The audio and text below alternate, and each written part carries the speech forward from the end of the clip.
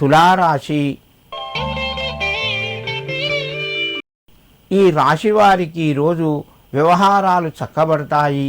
సమయానికి మంచి నిర్ణయాలు తీసుకుంటారు. కొత్త అవకాశాలు మీ ముందుకు వస్తాయి. పనుల్లోపట కొంత జాప్యం జరిగినా మీకు అనుకూలంగా ఉంటాయి.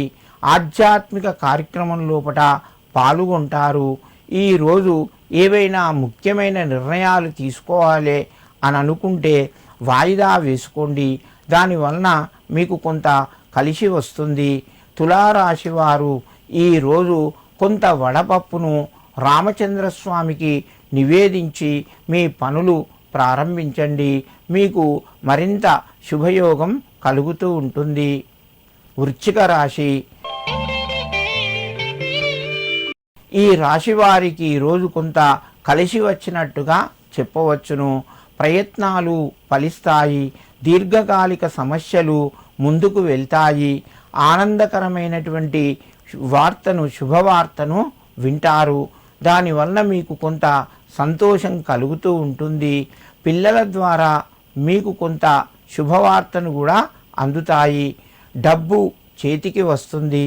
ఖర్చులు మధ్యమ స్థాయిగా ఉన్నాయి. వ్యాపార రంగంలో మీరు కొంత లాభాలు పొందే అవకాశాలు ఉన్నాయి. వృశ్చిక రాశి వారు ఈరోజు శ్రీ సీతారామచంద్ర స్వామినే నమః అని చెప్పి 9 సార్లు చదువుకొని శ్రీ మహాలక్ష్మి అష్టకాన్ని చదువుకోండి. దీనివల్ల కొంత మీకు మేలు కలుగుతూ ఉంటుంది. ధనస్సు రాశి. ఈ రాశి వారికి ఈరోజు మధ్యమ స్థాయిగా చెప్పవచ్చును. ఆర్థిక వ్యవహారాలు చక్కబడతాయి. సమయానికి నిర్ణయాల లోపట మార్పులు జరుగుతాయి. సంఘం లోపట గౌరవ మర్యాదలు పెరుగుతాయి. ఊహించని విధంగా కొంత డబ్బు మీ చేతికి అందుతూ ఉంటుంది. ఆరోగ్య పరిస్థితులు అనుకూలంగా ఉన్నాయి. కుటుంబ సభ్యుల యొక్క సహకారాలు సంపూర్ణంగా లభిస్తాయి.